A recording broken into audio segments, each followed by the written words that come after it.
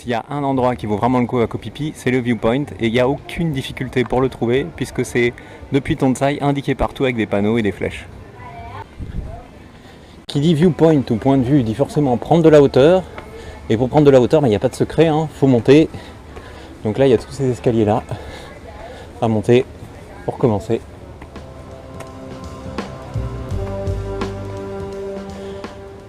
Je vous conseille quand même de prendre une bouteille d'eau parce que c'est pas que c'est très très dur, c'est qu'il fait chaud. Par contre, l'entrée pour le viewpoint, avec la faute d'orthographe à 5Q, c'est 30 bahts par personne.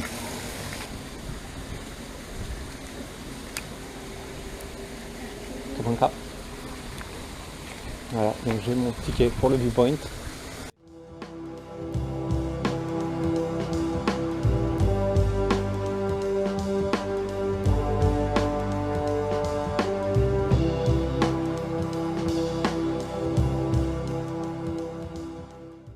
Voici le viewpoint numéro 1, donc ce que moi j'appellerais le viewpoint des flemmards, parce qu'en fait dès que vous avez acheté votre ticket, vous avez quelques pas à faire sur la droite et vous êtes ici au viewpoint numéro 1. En général, les gens viennent surtout pour le viewpoint numéro 2, c'est le plus réputé. Donc il y en a pour 5 minutes pour aller au viewpoint 2, c'est parti.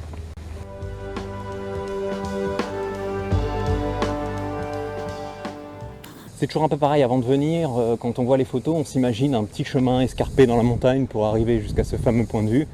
Et en fait, on se rend compte que ça a été aménagé, que la zone est maintenant privatisée et payante.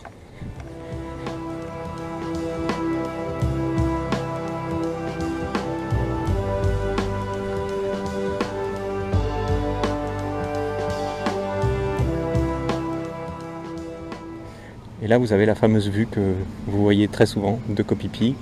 Donc avec les deux îles reliées par une langue de terre entre les deux. Et vous voyez aussi que l'essentiel des guest house, des hôtels, des constructions, des magasins se trouve justement sur le banc de terre entre les deux îlots.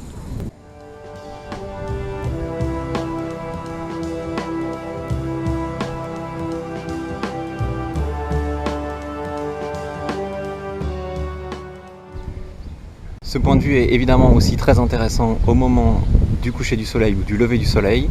Et vous avez sur ce panneau les horaires approximatifs en fonction de la saison, des couchers et levées de soleil.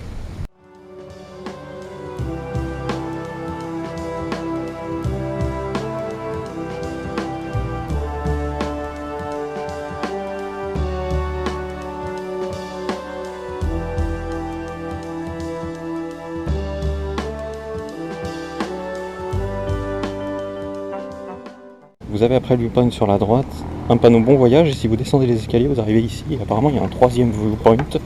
Alors on va aller voir ça.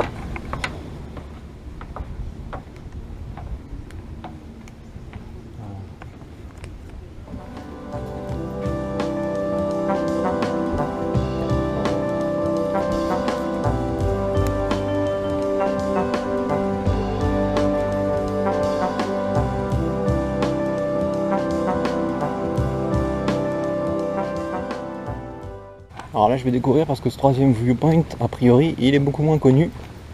Les gens généralement montent à celui que je viens de vous montrer, donc le viewpoint numéro 2, et puis redescendent dans la foulée. Donc là on va voir si ça vaut le coup d'aller au viewpoint numéro 3. Apparemment par là il y a aussi des resorts qui sont un petit peu plus isolés que le reste. La plage de Rantry Beach c'est par là, Paknam Bay. Visiblement il y a même des jungle trails qu'on peut se faire ici. Et donc je pense que le viewpoint c'est par là pour le top view.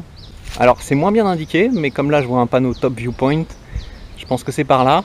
Alors comme vous voyez, donc j'ai 5-7 minutes de marche et a priori si le panneau ne ment pas, ce serait le meilleur point de vue pour voir le coucher et le lever du soleil.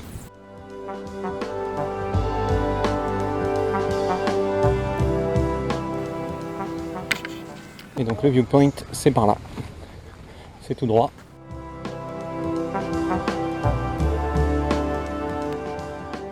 Donc là je suis au troisième viewpoint, au point de vue numéro 3. Comme vous voyez c'est assez sympa.